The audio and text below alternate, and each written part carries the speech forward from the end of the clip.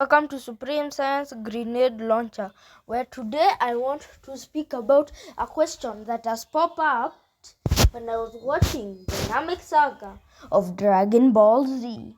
That question would be the exact question of where did the footage of Goku exploding come from if he actually escaped from Namek? We all know that yes, there are some places that are non-canon. Does this mean there's a world where Goku exploded on Namek?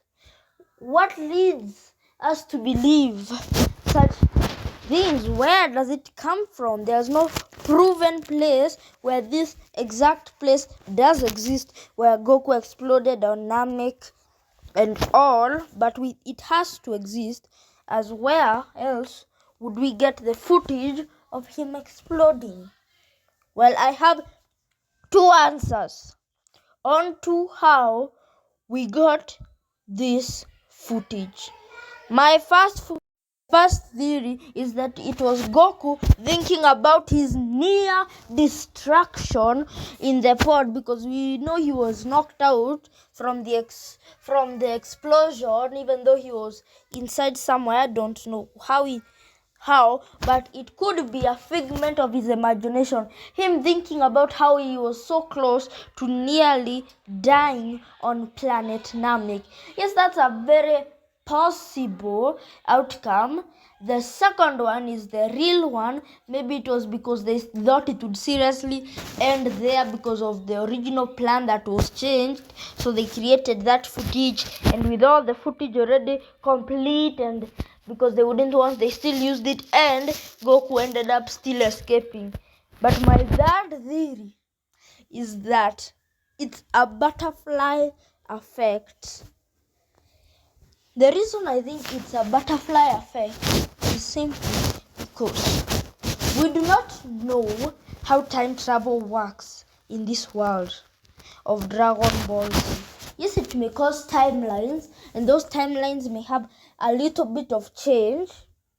So I can believe that by both time travelers affecting the main timeline, it actually created it showed all the possible ways Goku could have died, or it's showing a timeline where Goku did die on Namek and they had to revive him, that could have had so many effects. And that's 1 up to 3. And now here is my the fourth possible explanation onto why we have this footage of Goku exploding.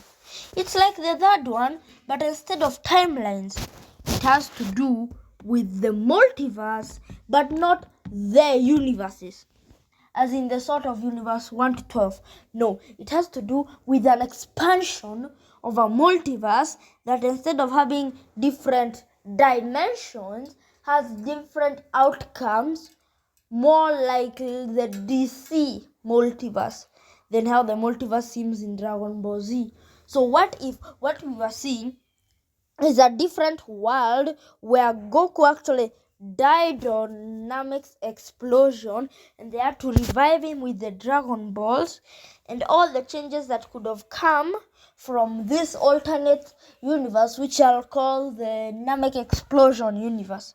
So those are the 4 possible outcomes that could explain where we got this footage. So I'll have to say the outline of events for this Namek exploding universe, just to see how it's different from ours. Things could be similar but different. So here's how I see the events could have occurred in that universe. After Goku exploded on Namek, they wished him back with the Namekian Dragon Balls.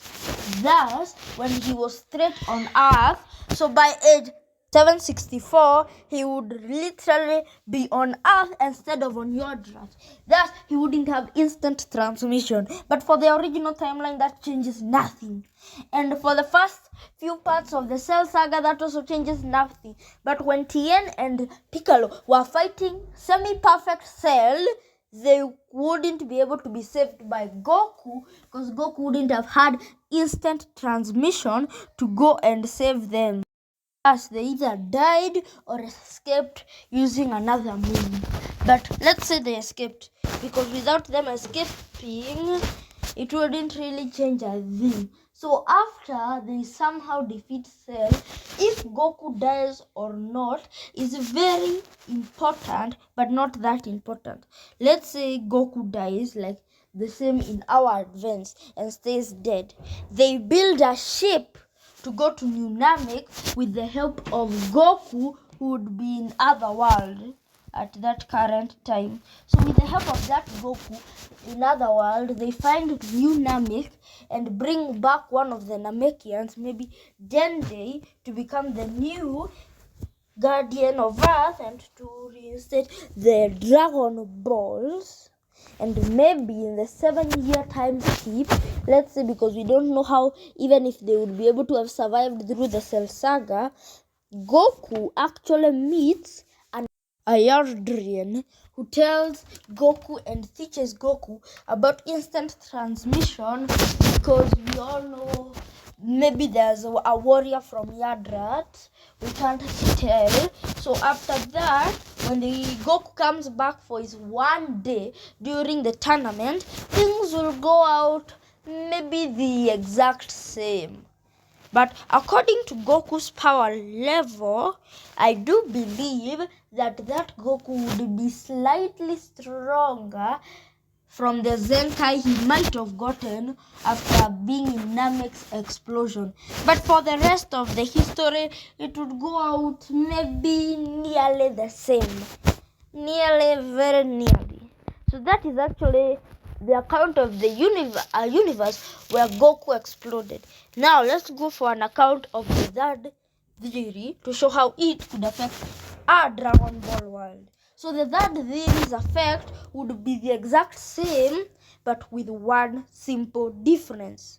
This would mean that canonically, an original Goku was supposed to die on Namek, and that time traveling did change it. That could have ramifications on what else the time travel has changed in the Dragon Ball history. But if you're talking about events, it would go out the same way.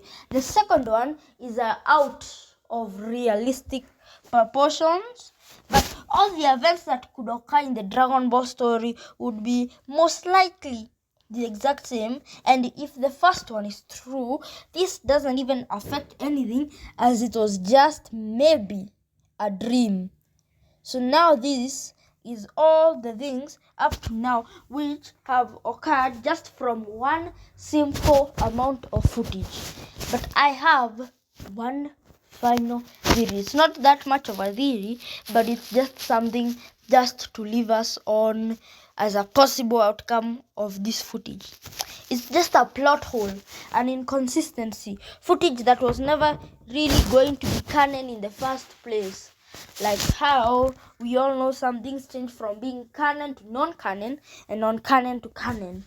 Because I'm very sure they wanted the Dragon Ball Z movies to be canon, not the Tree of Might and all that. But because of how they were released and the outfits and all the things, they ended up being non-canon to the Dragon Ball Z story. So what if they just wanted Goku exploding on Namek to be canon, because they had to release this a few later from the manga, and they wanted to be as close to adapting the manga as they probably could have been, as to make sure to retain anything, but not knowing it would be a plot hole.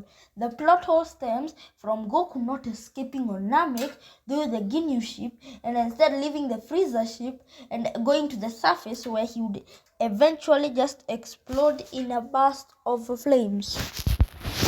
Thus, I believe that it was just a plot hole, an inconsistency. We're joining one of the few others inconsistencies in the Dragon Ball stories. But I don't say plot holes are bad. Some plot holes kind of add to the story. It all has to do with your perception on how these plot holes affect the story. But you shouldn't mind.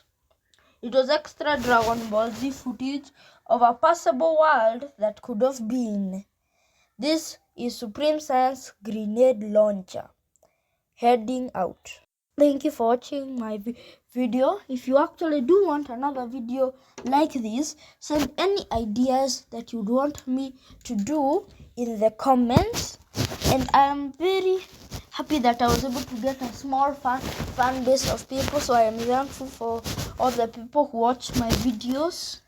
And that I would really like if you want me to change the name of the channel to sound more about things that talk about Dragon Ball Z and less about science, comment down any other name which you'd be able to want me to change it into.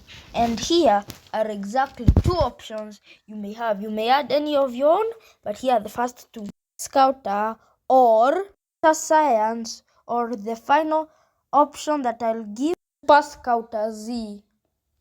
Comment down any other name you'd like this channel to be called, but make sure it's work friendly. And if you'd like to put maybe a channel picture, like anything to do with Dragon Ball Z, and also make sure it's safe for work. And now, I am Supreme Science Grenade Launcher. Thankful for all the people who have watched the video up till the end and that have made it through my voice. You know, I'm a little sick on this Saturday. Hope to see you watching another video next Saturday. For any other theory that or idea that or a what if that you may comment down below. And I hope that you have enjoyed the video. This is Supreme Science Grenade Launcher, actually heading out for real, because this is near the end of the video.